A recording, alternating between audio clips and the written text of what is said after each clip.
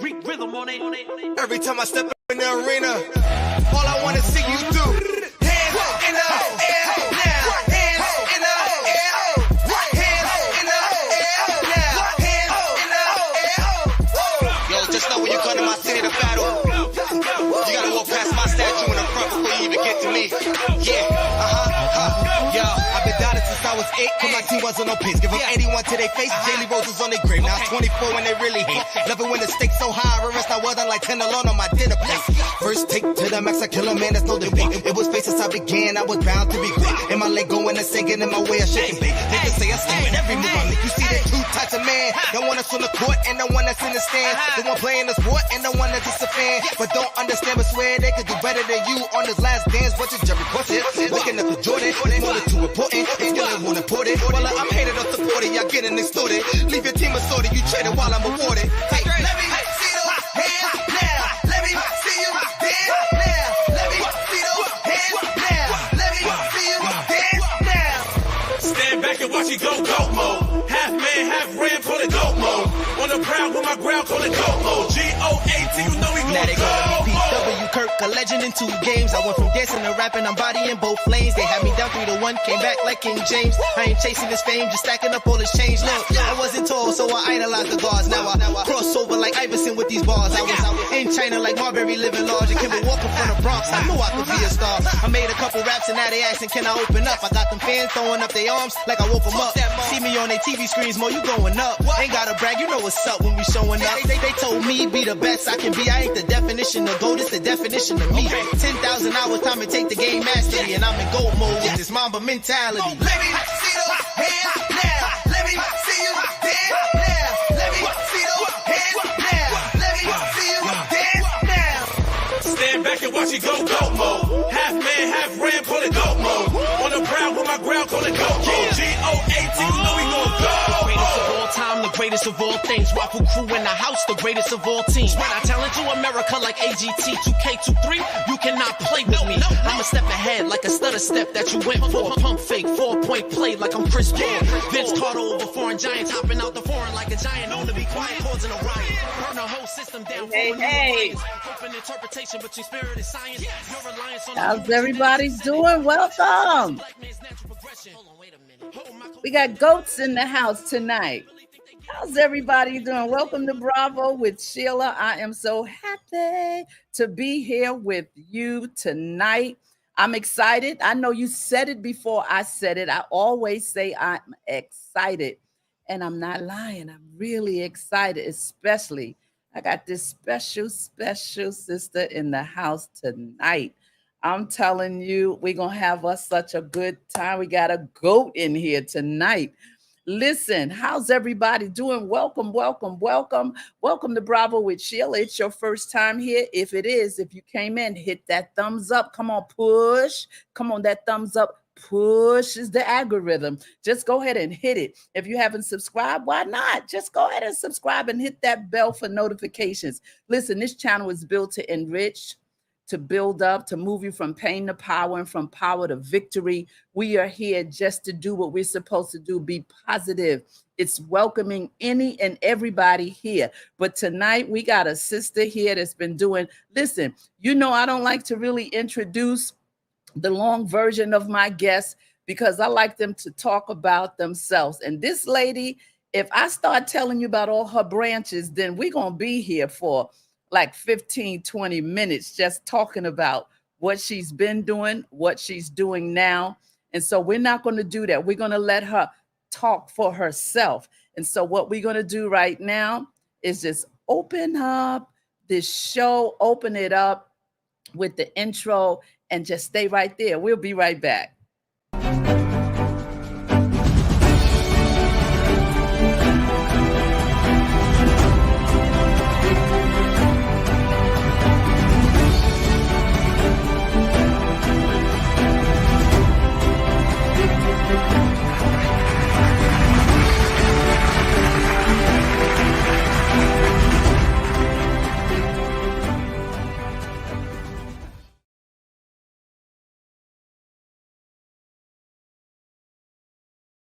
We are back. Listen, Brown Eyes is in the house. That's all I have to tell you. I just love her name, Brown Eyes. It's just so, it's sexy, it's strong, it's all of those things together. But Brown Eyes is a longtime female hip hop activist and community organizer, okay, who began performing and leading in the late 1980s. Brown Eyes has created and performed inspirational raps that have touched the hearts of all who encounter her. She has organized, produced, she has led community events and activities for over 30 years. You heard me, 30 years as a longtime performer and MC on stage. She uses her music talent and as well as her voice to promote and inspire, engaging young people of the inner city with youth programs and outlets to encourage their success in life, which gained her the 2001 Daily Points of Light Award by former President Bush and the New York City 2002 Silver Apple Award. Bravo. She began her journey organizing and performing street outreach, directing hundreds of youth and community members to learning new life performance skills and on and off the stage. Brown Eyes is now the host of her podcast show, Community Vibes with Brown Eyes, where she uses her platform to interview various people in the community to shed light on the great work and resources created by leaders, activists, non-profit organizations, and residents. Listen, I told you, I'm stopping there. That's not it. I have to stop. She's going to fill it all in for you. So let me bring to the platform, the Bravo platform. So happy to spotlight her tonight. Brown Eyes. Hi, sis. How are you? It's so nice to be here. Thank you for inviting me on the show. I'm very excited to be here. Yeah, we're excited. I'm excited and you're excited because you have so much to give, so much to chat about. And, you know, we talked early and it's not this structured interview. We just going to flow and just chat and talk about the things that you've contributed, things that you're doing. So what we're going to do, we're going to set it up because you have so many branches, my sister. We're going to set it up from the beginning, right? I did set it up with this little short bio, but I want you to tell the people like, where you were raised, where you were from, and then we'll move to how your feet began to move towards hip hop, performing, and the things that you've done. So we're going to just take your journey with you. We're spotlighting you tonight. So I'm giving you your flowers here on Bravo and spotlighting you with all the achievements that you have done because you're an incredible woman and you're incredible in the community and doing so many things. So let's jump into, so you know what we do here on Bravo. The chat is usually chatting and sending all types of questions or just comments, and I'll be putting them up throughout our conversation. We got Nenya in the house. She's my ride or die. She is here and she is saying hello to you. Hey, Nenya. There she is. There she is. Yes. And welcome all of you up there in the bleachers, the balcony, and maybe you have an expensive seat and you're in the orchestra. Wherever you are, we welcome you. Bravo to you tonight. Take that. Let's just give ourselves that bravo. Take that right hand, that left hand, put it on yourself and give yourself a bravo just because. You don't need permission. You got to encourage yourself. Don't you dare wait for somebody to come along and encourage you. They may not show up. They may not show up. So let's get into Brown Eyes. Brown Eyes, talk to us. Tell us where you started. Like, just talk about where you were raised and how you got into being not. Okay, let's take it in layers. Whatever you want to talk about first, activist, hip hop, activist, community, whatever way you want to layer it, you layer it. Okay.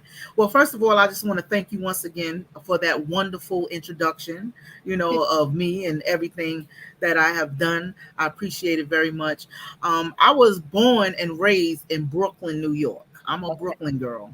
Okay. And I could say I was raised because I have a fight going on. Some people from Far Rockaway, Queens say, no, she's from here. Some people from Brooklyn like, no, I grew up with her. So I grew up in Brooklyn, but in my teenage years into my adulthood, I grew up in Far Rockaway, Queens.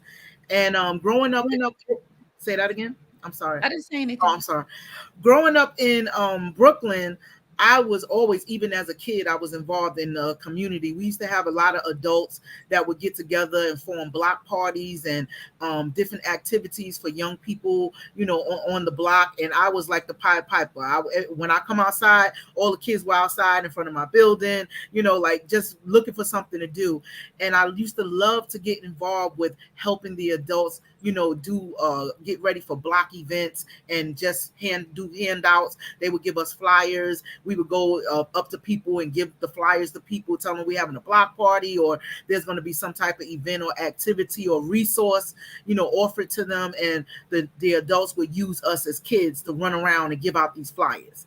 And I always felt like I was doing a big thing, which I was. And I didn't realize I was actually informing people with the paper that I was giving. And I didn't even realize it, but I knew that I was doing something that was positive and I loved it.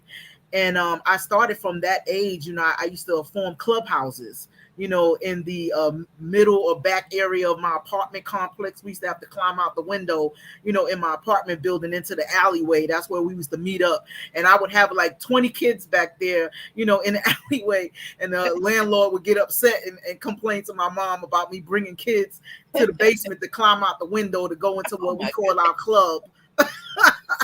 In Brooklyn, New York, but it used to be so much fun. So, that's where I started learning, how to organize people and young people in the community. And I always had a love for it. So, I always looked to do that. So I thank those adults, like Miss Sandra from Pacific Street in Brooklyn, New York, who allowed us to help, because that helping taught us what we needed to do to learn beginning skills to organize people to do, things in the community. That's amazing, because even as you're talking, I'm thinking about how your purpose was being shaped even then, and how people were being used to shape you for what they had no idea would go on and on, to the point that you've touched so many lives since that little girl was in the clubhouse. So you're shaping, and then you connect it with purpose. It was a connection, like, wow, okay, I thought this was fun. It is fun, but this is something I enjoy. It's like a passion for you. So continue. Yeah, and the fun part about it, strangely, is that I feel good when I make other people feel good. If I'm not doing something that's creating something where the wealth of the people around me can't benefit from it, I feel like I'm not doing what I'm purposed to do. If I don't see a smile on your face, or I can't, go dig in my pocket or get some people together to do something to help someone, then I feel like I'm not living my purpose. So that was my biggest thrill of it all, is to do something that will make people smile, that will be a part of a big activity where people will go home happy or had a good time that they talked about, for weeks and weeks afterwards. That made me feel good to be able to contribute to that. Yeah, that's the connection. Many people I've found in my life they struggle sometimes not finding that connection.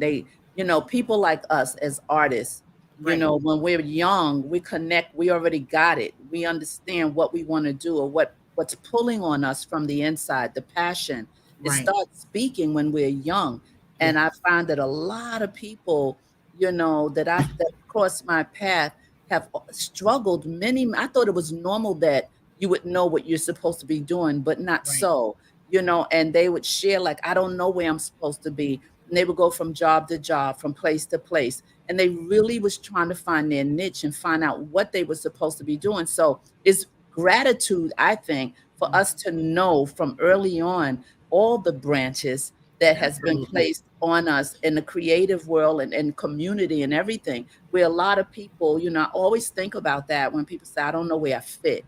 I don't know where I belong. And so as you care about people, so do I. And so we have to have this conversation. And then somehow we kind of unravel what have been closed or smothered or debris is on it, because all of us are born with a purpose. All of us have that thing inside of us, but sometimes based on where we've been in life, what the trauma, whatever we've gone through, it tries to smother the very thing we're supposed to be doing. Absolutely. And I'm glad you said that, trauma, because I think a large part of why like they always say that sometimes bad things that happen to you in life was necessary for you to become who you are. And I think because when me and my brother were younger, you know, I used to get abused by a babysitter when I was younger, and I always felt like, you know, up against this big person, you know, that I, you know, had to fight, you know, on my own. And I always felt like it was me against the world. And so when I saw young people, you know, even at a young age, that did not have the support that they needed, the family structure that they needed, or in the streets just looking for some type of connection to a family or people, I always drew to them, you know, like they drew me, because I felt like I needed to do something, because I remember I was that little helpless kid, you know, in that situation, you know, where I didn't feel like there was anybody there to help me. Yeah. You know, so that trauma situation, a lot of times when people go through trauma, I always say sometimes those things work out for our good, because if we didn't go through those things, we would not turn into the people that we become to help the people that we have the desire or the passion to want to help. Yeah, that's good. That's real good. So true. Yeah. You know, we don't feel it when we're in that mess, but once we come through it, you know, it starts to unfold and reveal itself to us. Why? And then that's why I say, whatever you have now that you've gone through so many things, us as Right. people, it doesn't belong to us. It's for us to give it away. We have to Absolutely. then give it back, give it away to Yeah, someone, you know, continue. absolutely. So once And you were in Brooklyn, no, go ahead. I want you to do your thing. okay. No, well, I know you get ready to go into the how did you get into the hip No, hop thing. not yet. Okay, Not yet. No, Okay. Okay, I'm still in Brooklyn. You're still in Brooklyn. I'm still in Brooklyn. Did you go to school and all? Yeah, yeah. You're still in Brooklyn. Yeah, so I went to school, you know, junior high school, 178, junior high school to John M. Coleman on 271 on Herkimer Street in Brooklyn. And then I went to many high schools, because I can't lie, I was a troubled child, you know, from the environment that I grew up in at the time. You know, everybody know in Brooklyn in the 80s, it was a lot of crime, you know, it was a lot of gun violence, it was a lot of, you know, just things that young people did not need to be having any type of experience of. You know, I've seen people lose their life in the street right before my eyes, taking their last breath as a 10, 11-year-old, just standing outside. You know, there was no counselors then. So, you know, you either grew very fearful and didn't come outside, or you was like me. You was like, well, I'm going to come outside and I'm going to protect myself. And I became, you know, a very rebellious, you know, young person. And, you know, I started, you know, I had to go to a lot of different high schools, because I got, you know, superintendent suspensions from like 2 different high schools, you know. I get it. You know, but it wasn't because I wanted to be negative. It was because of my environment. I was angry. I did not know how to deal with it. They don't give counselors in our community as they do to young people today, you know, when they see tragedies or they experience that. So there's no way, you know, you don't know how to get these things out to make it into a positive thing in your life. So I had to you know, go through, you know, what I had to go through. But I did have adults in the community that recognized that I was bigger than what I was behaving, and they took me on, you know, like they took me in as family, took me places. And, you know, when my mom was at work or whatever, they would look out for me, and I really appreciate them to this day. So that's why we need community. It takes a village to raise a child. So they say I was that child that needed the village, you know, to take care of me, because I was going through a lot of things I didn't understand. That environmental impact will do a number on you. Environmental impact and learned behavior. Ooh, it'll try to shape you and just dissolve you and speak to you and get in your head. But again, all those things were part of the journey. It was pieces of what you were going to be able to be identify with. You know, because we can't identify with people. You know, sometimes people judge people, right? They don't even take to account what they came through or what they lived in, right? But that environmental impact and that learned behavior can sometimes shape us. But see, that passion and all those things that's speaking brings you through that. So that's amazing. That's amazing life story. Yeah. Amazing. I always say that I was the kid that everybody wanted their kids to stay away from, and became the adult that all the people brought their children to. especially when they were having issues. And they said, can you talk to them brown eyes? Can you, take them with you under your wing and maybe introduce them to some new things, and that's how I know it was nothing but God that, was walking with me, because, I had to go through those things so that I could understand certain emotions and feelings, so that when I deal with young people that were going through that, even to this day, I know the feeling because I was there, and it means a lot, to be able to talk to them and they understand and I can understand them. Absolutely. Absolutely. I got my moderator in the chat doing her thing. My ride or die. She is saying, hey everybody, we are so happy you're supporting at Bravo with Sheila Network by listening in. Please, pretty please, gently tap that like button. Go ahead and hit it. It takes a second to do it. It takes 1 second to do it. People don't realize hitting the like really means a lot to content creators. Yes, yes, yes. Got to move this stuff, kick that algorithm a little bit to the side and to the left and to the right. Arshawn is in the house. That was a great live you had a few minutes ago. Thank you, Arshawn, for being here. I really, really appreciate your presence. You have someone here that is greeting you. Her name is Karen Williams. Karen Williams, Minister Williams. Minister Williams is in the house. All right, Minister Williams. All right, welcome. Glad you're here. Glad you're here. Thank you. Am. So let's keep moving. Let's keep moving. So Brooklyn school. You're still in Brooklyn. You're not out of Brooklyn yet. Not out of Brooklyn yet. Okay, go ahead. Straight out of Brooklyn. Come on, keep on going. Well, I met a lot of people. I grew up in Brooklyn with a lot of people who became, entertainers like Schoolman Scrap, Big Daddy Kane, Biggs Markey. Like we all lived right around the corner in the general area of each other, and we all basically started performing around the same time. It's like an explosion took place, in Brownsville, Brooklyn, with all these different performers. And, as a young person, I used to like when they had the DJs in the park. Because they used to have DJ battles in the school parks. And of course, they would steal the electricity, borrow the electricity from the light pole.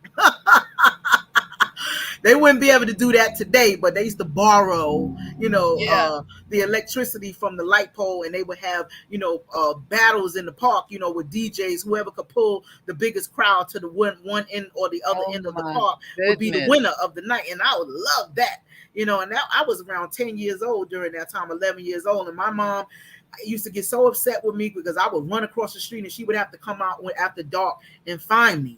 So in the crowd pulling on you? It was pulling on you. It was pulling on me. Yeah, the rap was pulling, and they were in there doing their thing, and you, the young, and already see you had no fear. You was already street oriented. Everybody knew that you ain't take no mess, right? They knew that. So you was like, you was in there, and so you start now drifting over. This is how you're getting ready to unfold how you started rapping, isn't it? Yeah, I mean, it started very early age. I see them older teenagers or young adults on a microphone doing their hip hop, a hip it to the hip papa. You don't stop the rocket to the bang bang boogie, just up jump the boogie to the rhythm of the. And I would be in that park, and I'll be like amazed. I'm like, wow. Like I want to do this, like I didn't rap at the time, but it was just something about the way the crowd moved. And like I told you, I always like making people happy. I like to see them smiling. I like to see them grooving. And I wanted to be those people that get on that microphone and the whole crowd just respond to what I'm doing, so that when they feel good, that makes me feel good. Yeah. So that was a part of my community activism as well, because back then hip hop music was send the message. We had Love Is the Message, and all these positive hip hop songs that made you feel good, gave you good vibes, and it made the party good. It was just good all around. And they say that a lot of rappers come out of the Bronx and Harlem, whatever, but there's a good group of rappers that came out of Brooklyn as well. Yeah, there's a lot of rappers that came out of Brooklyn as well. Big Daddy Kane, everybody know Biggie Smalls, Lil Kim. They have a lot of rappers that came out of Brooklyn. Very good rappers. Jay-Z came out of Brooklyn. So they have so many different rappers that came out of Brooklyn. So Brooklyn made its face, and there's so many more, that came out of Brooklyn. And so it was a rapping city, and I wanted to be all in it. And at a later age, I started, writing poetry. And one day I put, I heard some music and I was at a party and everybody was rapping, and I said, let me put one of my poems to the music. And somebody came to me and said, hey girl, that was good. You should think about rapping. And I said, really? And they said, yeah. I said, that was a poem. Like, they said, you should rap. That was so good. And I went home and started writing. I think I was about 12 years old then. Wow. That's amazing. That's amazing. And, celebrating the 50th anniversary of hip hop right now. The world is influenced by hip hop, something in a genre that they tried to smother and put the smoke out of it, but they couldn't, the force behind it. And because it became a money thing for certain people, they opened doors. But we're celebrating hip hop, and it's like so good to see our people so excited, in this celebration. And I thought, like, in some of these areas having these big concerts and stuff, there would be a lot of violence. It's been peaceful. Everybody's respecting the game. Everybody's respecting the culture. And so keep telling us about, so now you're still in Brooklyn, but now but now at 12 years old, you're exposed to the street. You're exposed to, seeing all types of things. And we already talked about the trauma you survived, right? So now you're segueing, and you done been to, back then they had schools called the 600 schools. You remember back then? Oh, yeah. I remember. I was supposed to go to one of them schools. But my mother wouldn't go, let me go, because she said she going to be worse if she get up in there. Now she going to really be fighting everybody. Oh, my God. You remember those schools?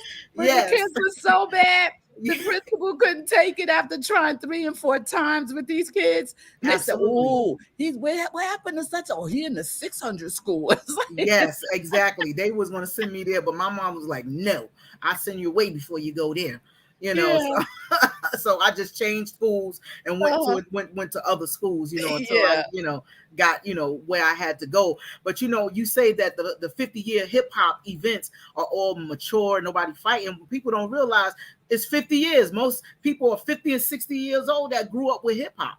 So now, we celebrate hip hop different. We got wine, we got, a different mellow environment. The young people are looking at us like all the people that grew up with hip hop, they being inspired. A lot of us are doing what we talking about the history of it all. Like, so the younger people are really feeling, the energy of the older people that grew up with it, really setting an example for what, it came into. So I really like that environment that hip hop has grown up, and we're 50 now. And so we have a different way of celebrating hip hop, Have you been to any? I know I've been to maybe 1, 2, 3, because I manage a raw artist, right? And he's like, the young ones love, like some of the folks showed up at his first classic tournament Saturday. He was so excited.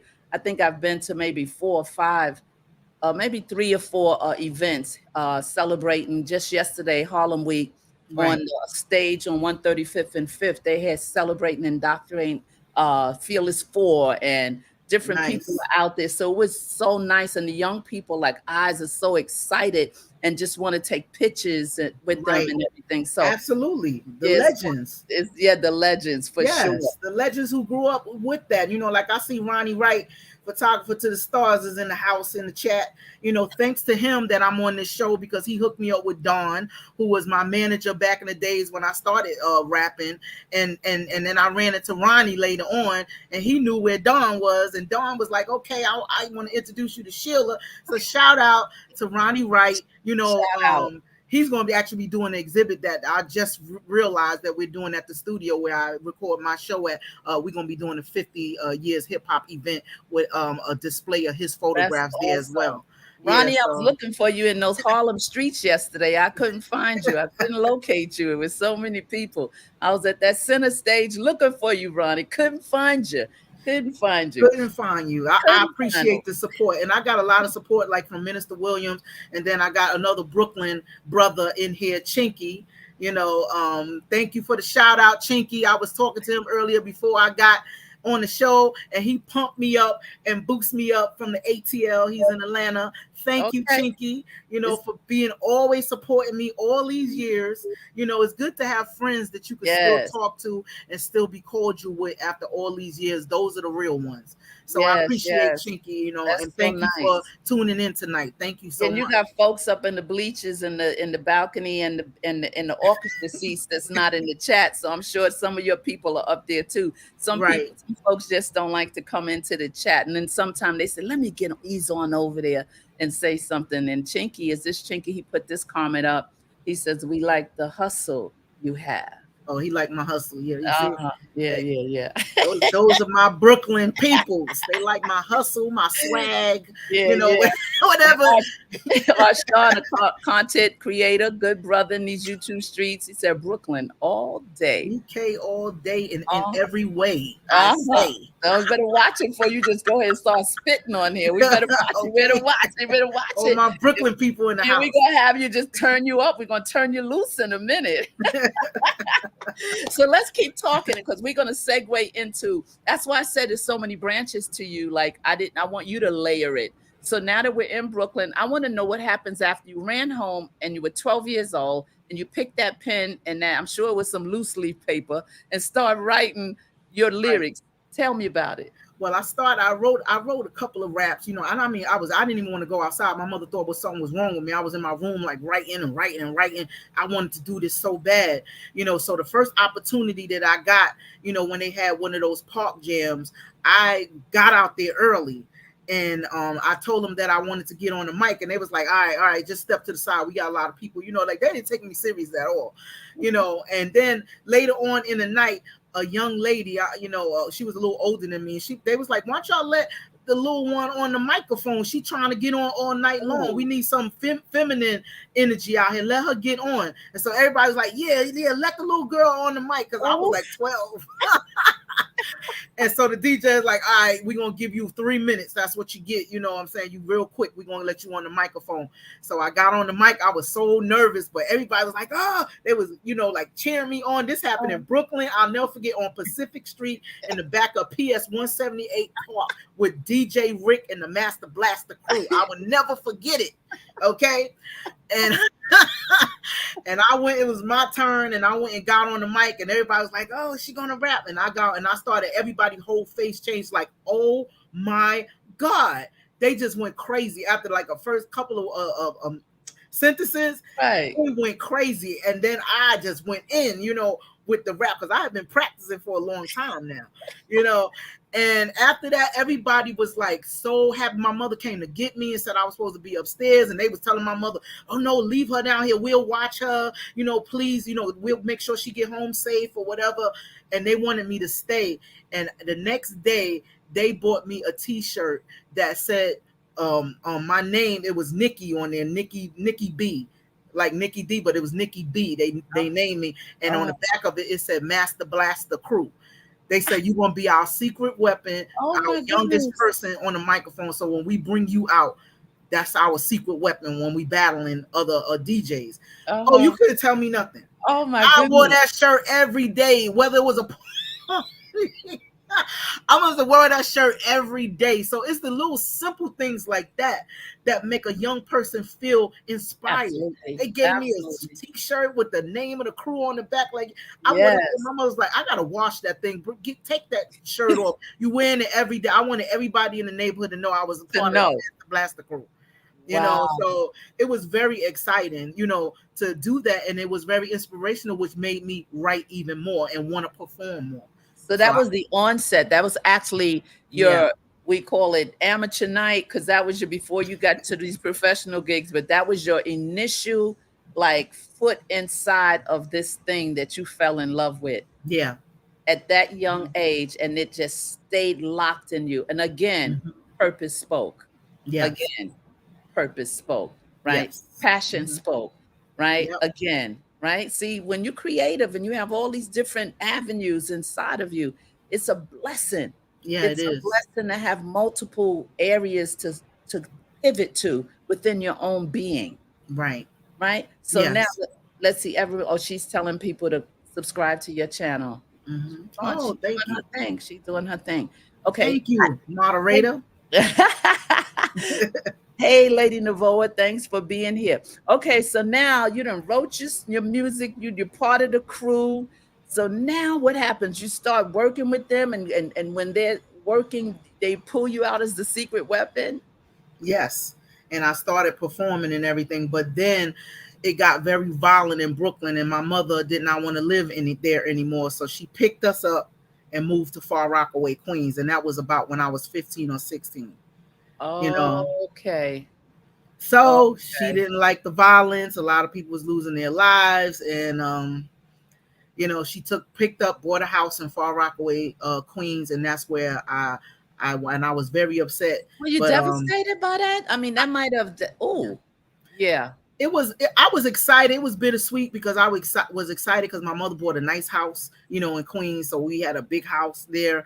But all my friends and everybody, I'm talking about Smooth the Hustler, Trigger the Gambler, all these hip hop artists, you know, like that was coming up, Mobb Deep, you know, everybody that I made friends with, you know, Positive K, all these rappers, you know, that I knew, you know, from there, you know, I left, and then I had to start all over again in Far Rockaway, Queens. Yes. But it's so funny because the first week I moved to Far Rockaway, Queens, my friends said they were coming out there to visit me from Brooklyn. Do you know I had 30 young people on the A train that came all the way to Far Rockaway? They thought they was a gang.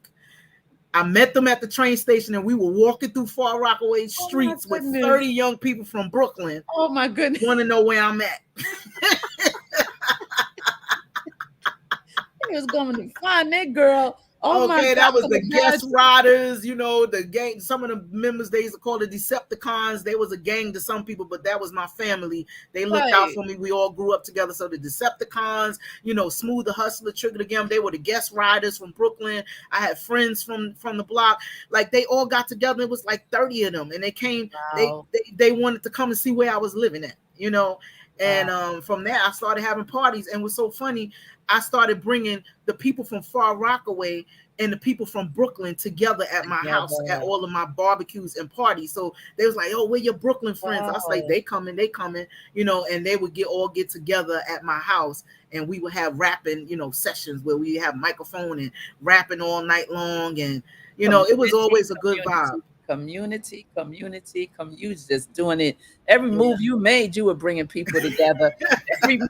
every move you made, everywhere you went, something was positive was going to come from it, you know, community. Because, you know, different boroughs always had beefs with each other. Brooklyn better than, you know, Harlem better than the Bronx better than Staten. You know, it's always that little thing that was going on. And here you done put all these gangs and stuff together in one room, and just had this whole wonderful moment. And I didn't realize the organization of it all. I was just having fun, you know, but I appreciate the fact that the people in the streets respected me enough to come together and not fight, and to come together to do positive things and have fun. And I didn't realize that I was organizing until, you know, I, you know, got into this, I started competing in local talent shows. Okay.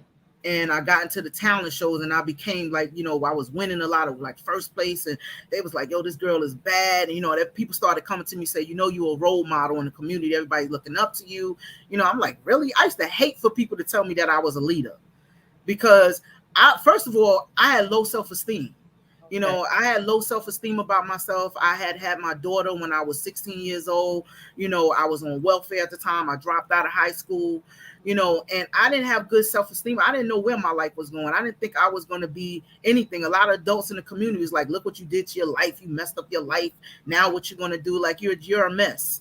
You know, but when people started coming up to me saying, "You know, people are looking up to you, and they really respect you, and they want to be like you in the community. So you are setting a standard," you know, and that in itself helped me to look at my life and with conversations with my mom, you know, who was a great supporter. I loved her. I don't care what mistakes I made in life, what I did, rude, disrespectful, whatever. My mom always loved me and always encouraged me. And I wanted to make her proud for a change. You know, so with all this good talking and everything, I started getting involved with programs, you know, in the community. They said, "Since you know all the young people, they respect you, you know, this is what we want to do. Can you help us organize this? Can you help us build this?" And I was like, "Sure," you know, and that's what I started doing. and the Nice. young people came to the programs. They performed. They did different volunteering and created things to better our community and to learn new things so they could create, hope for success in their lives. That's awesome. You know, So awesome. Just all of the things that you've done and then continue to do. So when you moved to Queens, and I'm sure it was a little different because Queens is a lot different. But you adjusted and you still brought your worlds together. So you really didn't lose anything. You gained, right? right? I did You really gain. gained, It was a right? definite gain. Yeah, it So was a definite gain. how did you merge now from Queens now? First of all, where did you get the name Brown Eyes? Oh, well, they had named me so many different names: Shelly B, Nikki B, and then Nikki D came out. I said, I don't want that name, but and so I said, you know what, I'm gonna call myself Brown Eyes because I have very light brown eyes, Okay. and my music and my lyrics is usually about how I see the world through my brown eyes. So I Ah, call myself MC Brown Eyes, I like it. I like it. I like it. so it's like writing poetry. It's just like you giving the world your view through your Yeah, lyrics, so through my brown eyes. And that's why I say it's all about what Brown Eyes is saying right now. I like it. I you was like, know I have to find out. I figured your eyes were brown, but then I said I can't because in the rap world you can't just pick up something and associate it. It mostly everything has a meaning. And I right. know that you have a long history of hip hop, and I know you have a long history of community, right? Yes. There's so Mhm. many things that you did. So travel now from Queens and start telling us about your organization and some of the things you did because you started your organization when you were young anyway. But give us Yes. a backdrop and give us some info on that. Well, I used to create, just like when I was a little kid. I created all kinds of different organizations. Like I used to have the Foot Soldiers. Like, so when I started performing, I recruited like 30 young men from the projects of the area to be my dancers and to be on stage with me. And they would call the Foot Soldiers. So it was Brown Eyes and Foot. First it was Footwork when there was only 6 of them. But then when we competed in one talent show, and I said, well, it's not about winning, so I'm gonna let everybody be in the show. I came out with 25 dancers. They was like, who she thinks she is, Hammer? But but at but at Town Hall in New York City, one of the biggest talent events, we won first place. Because I had to teach rappers that it wasn't only about your lyrics when you giving a show. It's about your lyrics when you're on a CD or on a track. But when you in a show, it's about visuals as well. You not just walking back and forth on the stage. We gave a show. I'm talking about we changed clothes, like came out, they was performing what I was rapping. Like they were like, this is crazy. This is Awesome. crazy. Awesome. And this is where I met Regina Bell, MC Light, Dougie Fresh, Kumo D, all these celebrities that used to come out to the events. And that's when I met Regina Bell, and she wanted me to be on her album, but I couldn't be on it during that period. So later on, when I moved to Atlanta later on, I met her again, and that's how I got on her gospel album with that God Said, God Said, uh-huh. Yeah. And and I've been her sister ever since. So I met a lot of people through performance, and organizing in the community. Nice, nice. I love your life. I love how you moved from, you didn't allow the hood, you didn't allow certain people, to keep you thinking that you were a mistake. Because I always say mistakes are what we do, they're not who we are. And when you hear certain things when you're young, it tries to stay planted in us so that it breaks down our self-esteem, that it makes Yes. us really believe that we are the mistake, but it's just a mistake that we made. We are never the mistake, Right. but I thank, God for all of the people that came, and as one word was coming in, another word was coming in, right? Absolutely. When the ones Yeah. that said, you a mess, you a mess, the other word was like, we need you. Can you help the community? So they Absolutely. couldn't have gotten somebody from anywhere to come, and you have to live certain experiences in order to give back to people and to identify with people that are going through what you might have gone through. The Mhm. identification is when people begin to trust you because they know you're not a liar. Right. They know you're authentic. And so you being authentic and being a female, they felt your love because that's how we opened this broadcast. You was like, you want to show love. You want to see a smile. You Yes. know, You don't want people to deal with or go through what you've gone through. So I just think it's bravo to you. Bravo to Thank you. you so much. I give thanks and honor to God, first of all, because I could have been so many places. I didn't even have to be alive, because I have so many friends that Amen. didn't make it through a lot of things that I was, involved in the same types of situations, but I'm still here. And I Absolutely. always say that God uses who he want to use, but sometimes, most of the time when he uses people, is people who have been through a lot, because when you've been Yeah, through a lot, you can show people the path to escape where you were, absolutely. and Absolutely. you can help people through ministering to them and Absolutely. being honest and real about how you came out of what you were in. For sure. God doesn't use anybody that's not flawed. We are flawed people. And Mm-hmm. every person in the word of God or whatever, they were flawed, and Yes. that's how he gets glory, by seeing what can come from a flawed individual, right? And Right. so, Absolutely. he won't get no glory if everybody's perfect. Like everybody That's think it's right. all about them. You're talking about a spirit of pride. Everybody, it's all about me, you That's know. right. But when you That's see right. God's hand on you, all you can say is, listen, this shows you that this wasn't me. This was the Lord himself, Yes. So, okay, so keep on, because I know you. Come on. We moving. Well, I started organizing young people to come into, the programs, and I used to produce talent events. But those talent events, in order for you to be in those talent events, you had to participate in performance workshops where you had to create with other young people, skits based on the issues that you were facing in your environment. And those were very good workshops, because they would come together and they would tell, the tale of their communities, about what they wanted to change, what they didn't like about their community, and some of the things they wanted to create in their communities, and create these performances that they would film and they would show to people right before they go on the stage and perform. Mhm. So a lot of politicians used to come out to the events. Al Sharpton, Gregory Meeks, who was assemblyman in Far Rockaway, Queens, like, used to come out to all our events and listen to the young people, like, what are they concerned about, and take them seriously, about what we need to work on, something to help get these young people what they need.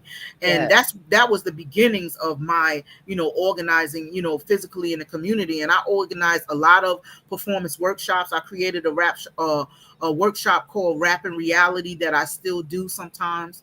Whereas it's a performance workshop that's teaching people that performance is not just about singing and dancing on stage, but it's about everything you do in your life. What you wear every day is your costume you wear when you walk out, how people want to see you, how you want them to, see you in your own light, in your own Yeah. expression, and then how you could perform in any situation, in anger, emotion. You choose the performance that you want to perform. It's up to you. You control that. You can either let somebody get you upset, and go out of control, or you could say, hey, I'm gonna take a hold of this, performance, and show you something different, Oh, and create wow. a whole different ensemble of what they're trying to egg you into doing. So performance is big when it comes to therapy, when it comes Yes, to creating something new in yourself and your own character in real life. that's so So true. I started getting involved in that, and I did that for a couple of years, before I moved to Atlanta. And I met another group down there, and I started doing it down there too, in College Park and East Point and different parts of Atlanta, working with young people as well, and adults, to do that, That's awesome. You're performance. right. That's so now you don't segue into the therapy thing through the arts. Look, I told you I wasn't going to try to explain all your branches. I told you that earlier. You're going to segue now into your therapeutic workshops and Yes, therapeutic understanding, that because music is therapeutic and so is performance is therapeutic. absolutely. And Yeah. I think that is so awesome that we could get a piece, meaning some music or a script or something, and it can really pull us out of. That's why you can get in the character and Mhm. pull yourself. I don't know if you know Lisa Banks, the one that we've been doing her animated movies through Dawn. Did Dawn tell you about her? No, I didn't. He didn't tell me about her yet. She wrote a movie. She wrote a lot of them. Very talented, like yourself, but she writes scripts, and she just completed something called Stevie. It's on YouTube. You can check it out. It's animated, and Okay. he was on last month, and we talked about Stevie, and we talked about the acting part, and I play Stevie's mother, and she said everyone was calling her, asking her who played his mother, how did she play it to that degree. And so Lisa turned, she wound up interviewing me on my platform. Like, well, Sheila, I want to ask you, like, how did you get that emotion? How did you find that emotion in Stevie? Because people wanted to know, how did I tap into that? And I had to explain to her that I tapped into the pain of my husband being murdered the day my daughter was born. I was married Wow. 4 months, and my husband was murdered the same day and had only been married 4 months. And so one part of the movie, Stevie, is a part where something I won't tell you because I want you to see it. Yeah. Something happens, and I just went deep, deep, deep inside of myself, and all of this came out. This whole thing came out of me through the piece, through the script, right? Wow. Yeah, I just touched bases, but after I did it, I was like, it measured. I had a measure of where I was still and feeling the loss, Right. right? Because you never really get over it. You just That's have to true. keep living, right? You just Right. have to keep living. And sometimes we tuck things away. Mm-hmm. We tuck it away, and I always say we put it in the broom closet and turn the key and just leave it. But sometimes we got to open that door. And I tell Absolutely. people, let's open the door and let's deal with what's in that closet, right? Because that door holds some dynamite and explosive things in it. So having a platform that you've created, allows people that you don't even know how they might be suffering in silence, how they act out, like you said. And I love how you said, if you angry, if you this, if you that. So you put no limitation, no Right. limitation. And then they acted out. It's freedom and liberty in that. Yes. It's a lot of freedom and liberty in that. And, a lot of people don't even know that even actresses and actors, before they do movies and plays, they have a lot of what they call actors games, and they play games. And what those games do is that builds chemistry between them, so that when they're performing, they have a more relaxed or better chemistry with each other to look real, in their roles, as they play roles against each other or with each other. Absolutely. So that performance thing is a real thing, and so many people that I've, my rap and reality, it was honored to be at the last Dalai Lama's Peace Summit here in Newark, New Jersey. I had a rap and reality for peace workshop that they had in it, and I had people from Switzerland. I had a priest in there, like Catholic priest in there. I had so many people in there, and they all loved the workshop. There was no kids in there. The adults loved it because we created this big collaborative rap together with the instrumental music that I had there, and they loved it. They loved it. Are you still doing that? Are you still doing it? I stopped doing it once COVID happened, and that's when I started Community Vibes with Brown Eyes, because I needed to have another outlet to be able to continue to do community work. But I still can do it, and I think I'm going to start doing it next year again, now that COVID has sort of settled and people are gathering again. I was trying to wait. Stay asleep. Let Miss COVID stay asleep, because she's trying to stick her little head up again. Right. She's really trying to come with a whole nother color right now. Absolutely. Yes. So we gotta safeguard yourself. We gotta be praying and rebuking stuff. And absolutely. Okay. Exactly. So let's talk about currently where you are, what you're doing now. Right. Currently, I'm in Irvington, New Jersey, and I started Community Vibes, during COVID, because everybody was online, and I wanted to start talking about community work. I started out audio. I was on iHeartRadio and TuneIn Radio and, Google Podcasts and all those Amazon podcasts. And someone heard me and they said, I really like your podcast. Why don't you go live? And I said, I never thought about that. And lo and behold, the first year after I started that in 2022, January, I started going live on YouTube, and it just exploded. And originally, my show was for people in the community that you would never see or hear about, mothers that gather children up, feed people, or work in the soup kitchen. And it's still for that. But I started getting a lot of directors and politicians and all these known people that was like, I'm going to come on your show. And, I was like, well, you already known, why do you need to be on my show? But then God revealed something to me. My show is not just about what they're known for. My show is more so about who they are, before they became known? There you Who go. is this person behind this popular person or Right, thing that right. they are doing? And what did you have to go through or grow up with to become that, to be Yeah. to inspire someone else that might be trying to become who you are? That's So God told me, your show is for everybody. that's so Everybody that good. got a history, everybody that got a story, no matter how big they are in the spotlight or small they are in the spotlight, they are still human beings and they still have a story that can Absolutely. inspire people. That's So so true. that's That's where so it's going true. at. Brown eyes, that's so true because people that know me are always, I mean, like I want to say always say, you know, um, in life, people kind of mesh who we are and what we do in one lane. And I always say, Right, singing is what I do. right, Being a minister is what I do. Being an artist is what I do. yes, But do you know Sheila? So, what I do and who I am are two different extremes, two different functions. And sometimes people never get to know the real you because they're caught up with what you do and what they see, in terms of the public. right, They don't get to know you. And I always, sometimes people, even when I counsel, because I'm a counselor as well, when I hmm, counsel a lot of women, their roles have been so distorted because right, of being a mother, being this, being that. And they laid down what they wanted to do to be the wife, or, I'm not saying anything is wrong with that, but we right. get lost in our own self. So many women and people are, even men are lost within themselves. Absolutely. They have to tap in and like, where's that person? What Right, happened to that person? Because that role or that thing that we are called to do has smothered the person, the has person. kind of just put debris on top of the person, and then you don't know who you are. So that is, so I always say that because and you have to understand, you've gone through that, being brown Absolutely. eyes, Absolutely. being the name, and Yeah. being in places and people, and this is one that gets you. They be like, oh yeah, I know her. No, you don't. Like, Yeah. you And see. I learned the true lesson because Phyllis Hyman was a good friend of mine.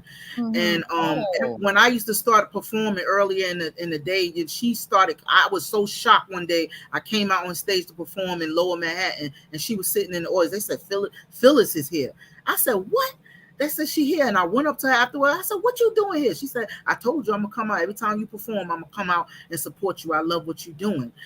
So it really hurt me the morning I woke up and found out that she had, yeah, decided that she didn't want to be deleted. here Yeah, anymore. yeah, yeah. And Perfect that made example. me know that these celebrities are just regular people. A lot of them are hurting when they get off stage. They got stuff going on in their families and their personal lives that you would never believe that they want help for, but nobody is paying attention to that No, part of them, to who you they are, know, to to who who they they really are. are. I remember when I sang background for Lou Rawls, and we were Hmm. traveling, and Lou, he was on major stages all in California. And one night we did this show with Nancy Wilson. Johnny Mathis was backstage. Shaka Right, came in at the time, acting a little crazy, but she was there. And Nancy Wilson, somebody, when I was so young, I used to sit in the middle of the floor, and that's when we had high fives. And I would put the right, needle on the record and sit there saying, guess who I saw today? I used to fall in love with all her songs. And my sister would be like, Ma, tell Sheila take that music off. But it was something about her that I got connected to. So when I had the opportunity to be like in her dressing room, right.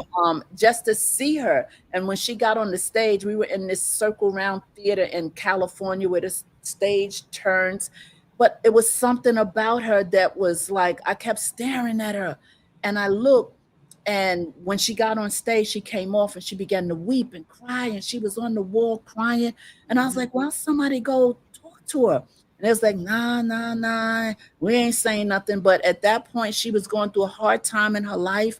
And Right. from what I understand, allegedly, she had been drinking vodka like it was water. So she was messed up emotionally. Yeah. And you had all these people of other persuasions, if you know what I mean, out Hmm. there in the audience waiting for her to perform, gave her a standing ovation, and she's on the wall, can't even get back out there. I was like, oh my God. Yeah. I'm like, oh my God. And I'm looking at her manager, and then my heart is bleeding for her. So what we do is not who we are. Right. Right. And once you brought up Phyllis Hyman, come on. Yeah. A lot of people don't know. A lot of shows that I did where people say, "Oh my God, you did so good." Once I got off that stage and I went home and closed the door and I was the only one there, I was not happy for a long time with my life. And that's why I understand it. And I had to get into a spiritual relationship with God in order to pull myself out of that, because there was no human being that was going to do it, because people fail you no matter what their intentions are to be good to you. Right. So I had to Right. learn how to cry out to God and pray to God and have a spiritual relationship, because without that, when people fail you, where else do you go?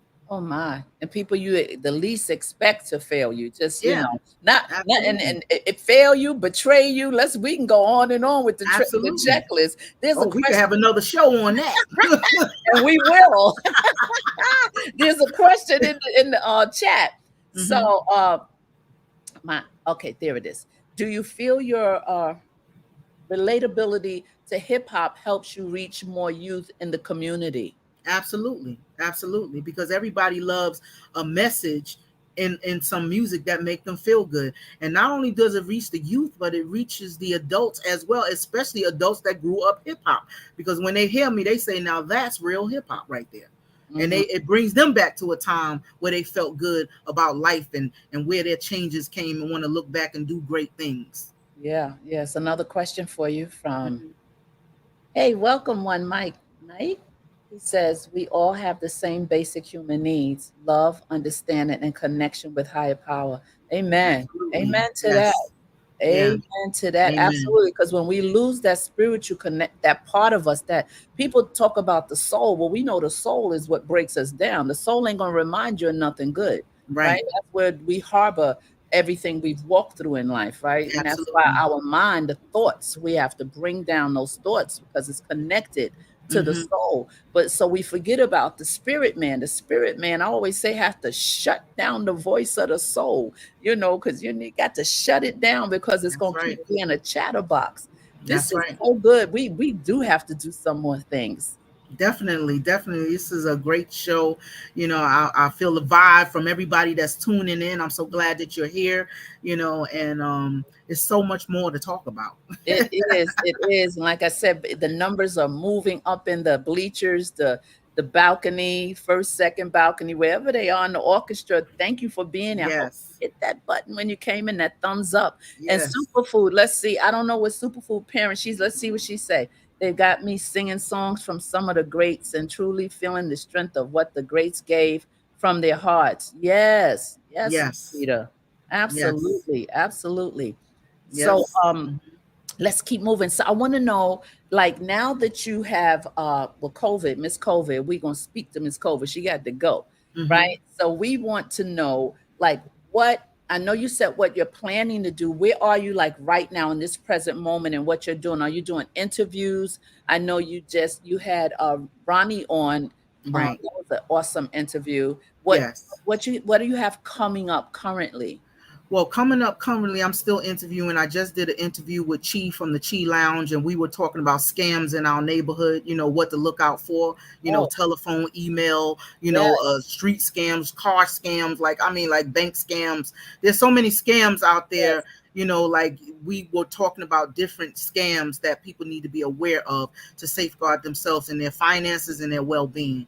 And after that, I have, I'm going to have, oh my God, from Lil Nat from Hot 97. We're going to be on next month, and we're going to be talking about 50 years of hip hop, and we're going to be talking about her experience on Hot 97 and the female hip hop artists that are Oh, not getting as much attention in this 50-year hip hop thing. Look, we've been struggling and that's long true. enough, and we need to bring some light to the female hip That's hop true. artists that paved the way for other females. So we're going to be talking about, some females in hip hop, and from there we're going to go on. I'm going to be talking about some mental health, bringing people from a mental health organization. But we also doing a 50 years of hip hop event at Bravery Studios on October 14th, where Ronnie, right, the photographer for the Stars to the Stars, will be exhibited there, and then J Love from J Love Fashion Youth and Etiquette, she's going to be there. They're going to have some hip hop fashion, you know, a couple of different producers and people are going to come there to celebrate 50 years, and the people from the rappers from New Jersey side that paved the way. You know, Sugar Hill Gang started out in Inglewood, New Jersey. True. It would be only right, even though I'm from Brooklyn, you know, but I live in New Jersey now, so it would only be right to celebrate the hip hop artists here and from New York as well. So I'm looking forward to helping to produce that, you know, at Bravery Studio. Shout out to Marvin, the engineer and owner there, who actually is allowing us to come there to be able to do that and collabing with us on that. And so that's what I have coming up next year. You know, I'm getting my lineup to bring more people on. Hopefully I can have you on my show. And we can continue the conversation on your side of the story. We can. Thank you for that invitation. I told you, definitely, without a doubt, we can definitely do that. Like, I'm excited. I just think we're gonna be doing more than one collab. Absolutely. And wherever God lead us, I'm all for it. Doing some things. You know, I really feel that. Yes. The connection, us to really more. Yes. Yeah. The Wi-Fi is acting a little crazy, but I really see that happening, and want you to come back, you know, and share after you've done some of these shows and that you're talking about. Definitely, I want you to come back and be a regular here, so we could chop it up about some of those things. Yeah, we could just come back, because you are welcome. You are welcome. You could chop it up. It's much needed London, and much important. Amen. Landon Price, talk. Thank you, Landon. And one Mike Knight, Brooklyn. He got Brooklyn flaming. He got it Brooklyn flaming, sis. Yes. Got him on fire right now. New York is in the house. New York is in the house. Let's see. Super Food Parents said God has already orchestrated a part 2, leading into a series. We love this. We love this guest. All right. Oh my God. Thank you. I love y'all too. Love you very much. Bravo done adopted you. It's a wrap now. It's a wrap. It's a wrap. We a team now. Forget it. Now. Okay. God said. God said. Right. Absolutely. Absolutely. I'm telling you. I really enjoyed this. Yes. I'm telling you, I want you to share whatever you want to share and have the last words for our guests. I mean, people are loving you. I knew they would. I felt you. We felt each other. I want to know what you want to leave with the people, because you'll be back soon. You're going to be back soon. So it's not like you're going to bye-bye for good. So just share something and wrap up this particular show. Okay, I'm going to wrap up this particular show by telling everyone that you can change any and everything that you do in life by what you perform. But I want to say it to you in my way. And I'm going to say it. You could change what you talk, your walk, the fork in the road, life choice you choose, performing the role, changing everything, a journey through life's open doors. Perform, reform people, the choice is yours. I give you the challenge to change things. For many the same things, stuck on your luck, create and rearrange things. The choice is yours. Do you know or have a clue? Stay true to the game, but keep it true with you. You have the power to hold it down when anger comes around, the power to fix a frown when no one else can be found, the power to wipe away the tears. And you can do it there and you can do it here. You can change what you talk and what you walk and what you do by what you perform. And that's what I want to leave you with. Thank you. You did not just do that to us.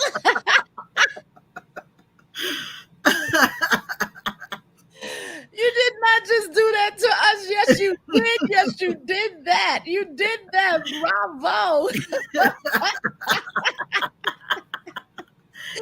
All right. Fire. I agree. Hearts. That's what I'm talking about. And then Minya, got the groove going on. I see all the fire, all the hearts. Thank you for the love. Oh, yes. Super food side. Hey.